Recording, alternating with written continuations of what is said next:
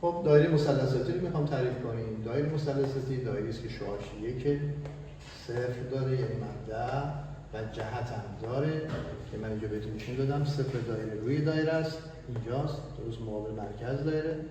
جهت مثبت خلاف حرکت عقربای ساعت و جهت منفی جهت حرکت عقربای ساعت. شعاعش هم چنده؟ یک.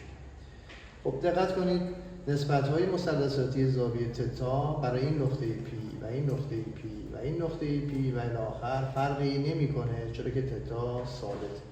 حالا فرض کنیم که پی رو دایره‌ای به شعاع آر قرار داره.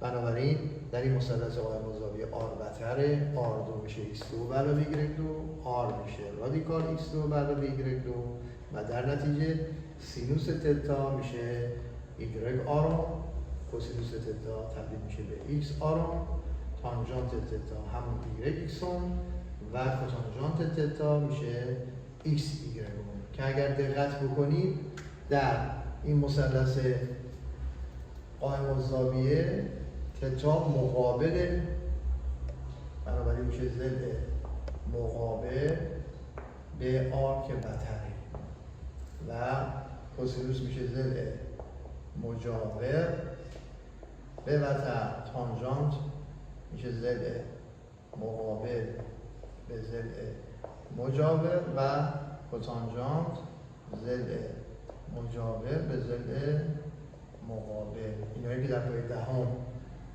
از روی مثلث قائم الزاویه بهش رسیدیم اینجا اثبات کردیم که چرا به این شکله. خب حالا میخوایم محورهای مثلثاتی رو توضیح بدیم. اگر دقت بکنید محور تعریفش اینه که محور خطی است دارای مبدأ، جهت و واحد طول. اولین محوری که میخوام معرفی کنم محور کوسینوس.